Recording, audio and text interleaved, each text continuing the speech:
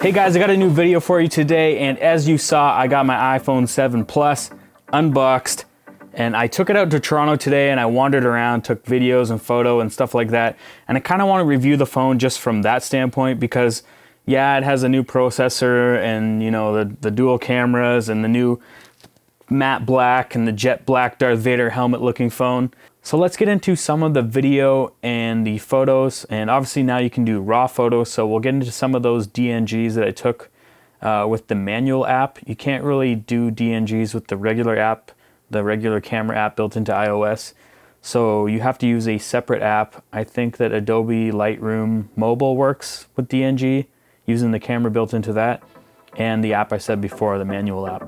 So let's get into those and take a look at some of those shots.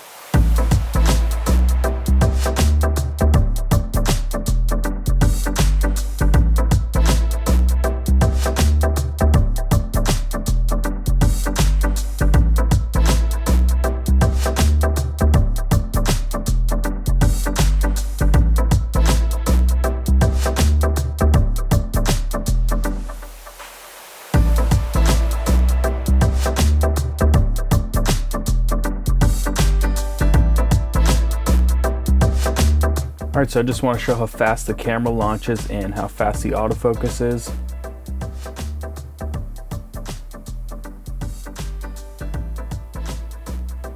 And zoom in here 2 times.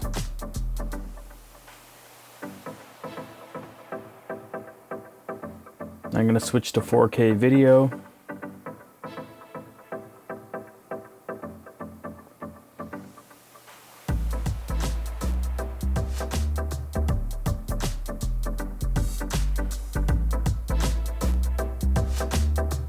I'll switch to the other lens and zoom in a bit.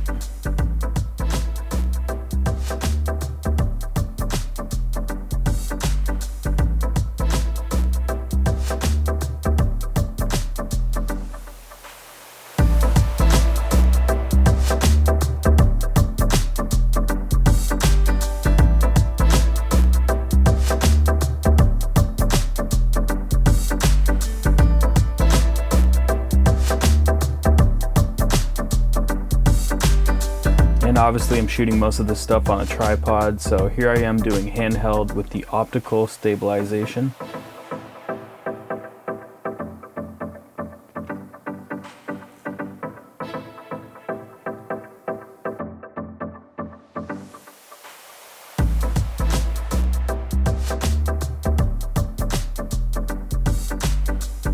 And I didn't do a lot of low light photography, but here's a shot in super low light video.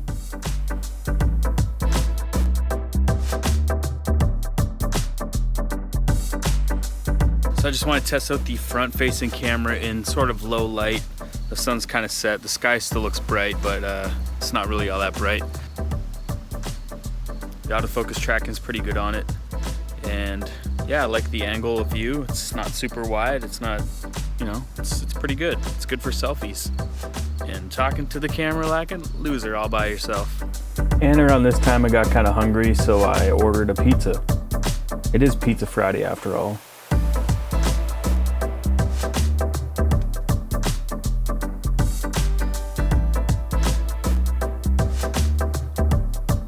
Alright, so one of the new features they talked about that wasn't included with this phone yet is this new background blur bokeh effect. And what I did was I just took an image with the camera completely out of focus, and then I took a picture with it in focus, and then I'm blending the 2 pictures together so you can see that the background's kind of blurred out. Obviously it's not perfect, but I have a feeling this is kind of what they're going to do.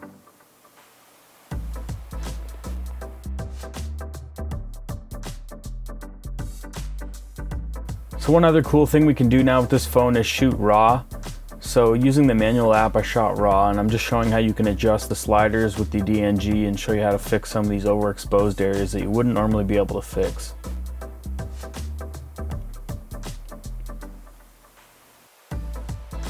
And now here's an underexposed photo. I did it on purpose just to show you how you can recover some shadows and bring the exposure back up. One thing I did notice though is you can't go too far or you start seeing a lot of this color noise down in the corners and the shadows. And I'll zoom in here and show you.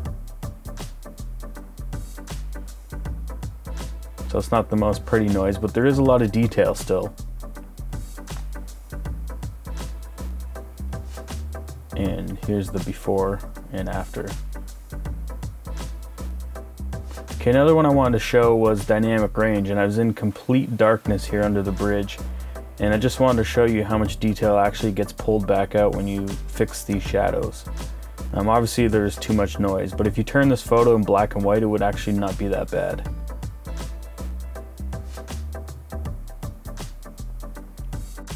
Alright, so right off the bat, guys, the image quality coming off this little sensor, two little sensors, is crazy. Being able to jump between the wide angle and the telephoto is pretty cool. The camera launches fast, the focus is fast, jumping from point to point.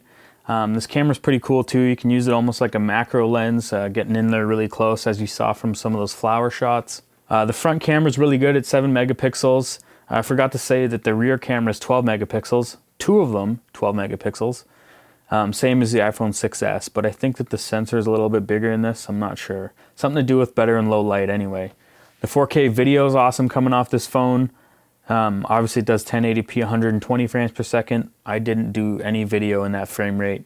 It's not that big of a deal. Let's just go for the 4K and see the best that we can get. The front facing camera, like I was saying, is 7 megapixels, which is pretty close to what the rear camera on the iPhone 6 is. And I would say that the image quality off the front camera is actually amazing for a selfie camera. I did find, however, that the exposure was off a little bit. I noticed that it kept overexposing, and I had to keep locking the exposure and bringing it down a little bit. Maybe it's just because I've, got a pasty white face and it doesn't really know what to do except reflect tons of light off of it. But yeah, as for a camera, it's awesome. The screen's awesome, nice and bright. You can really crank the brightness up on this thing. The battery's awesome. I had the screen on like 100% brightness the whole time so I could see outside, and I had no problem seeing outside. That's not an issue. But I left the house at around 80% battery on this thing, and I got home and it was at like 30% battery life, and that's me for like 5 hours shooting video and photos, and even using the GPS on this thing. It's pretty crazy. I did do a continuous autofocus test in video with the wide angle lens and then the telephoto lens. I just kind of ran towards the camera. It did an amazing job at tracking me. I actually did not expect it to do that well. I don't think the iPhone 6s could do that.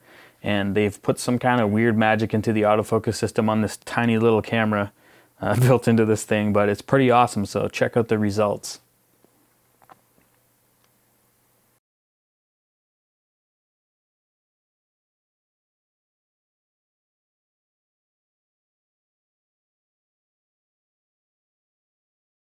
Some things I don't like and some things I noticed when I was in the telephoto mode camera on a tripod. I noticed that the optical image stabilization was kind of like going jittery, like it didn't really know what to do because it was so stable. But right as soon as you grab it and hold it handheld, it looks amazing. It's nice and smooth.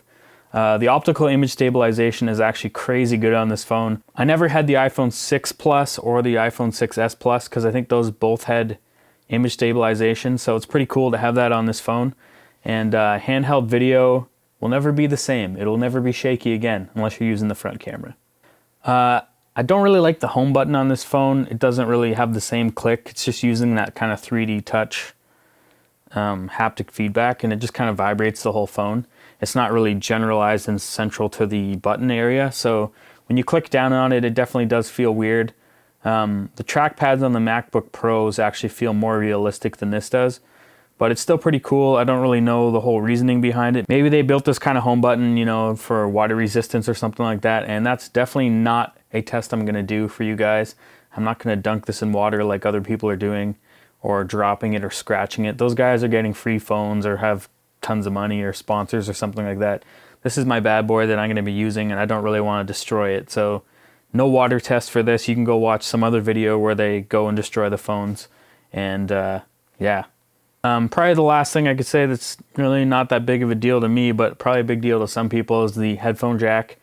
Obviously, there is no headphone jack on this phone, so if you need a phone that can, charge and listen to music at the same time, iPhone 6s or older, or go to Android. You can always get a Note 7. Plug your headphones into the Note 7 and set it down somewhere and watch the fire come out of the phone and up the, headphone jack into your ears. No, I'm just kidding.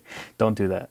Anyway, guys, thanks for watching this video on the iPhone 7 Plus. Kind of from the camera standpoint, I think I'm gonna take this thing out to a real photo shoot with me sometimes with my big cameras and test out the portrait bokeh out of focus rendering thing they're gonna add in an update to this phone. It looks pretty cool, and you know, from the sample I did with Photoshop, it's probably gonna look something like that.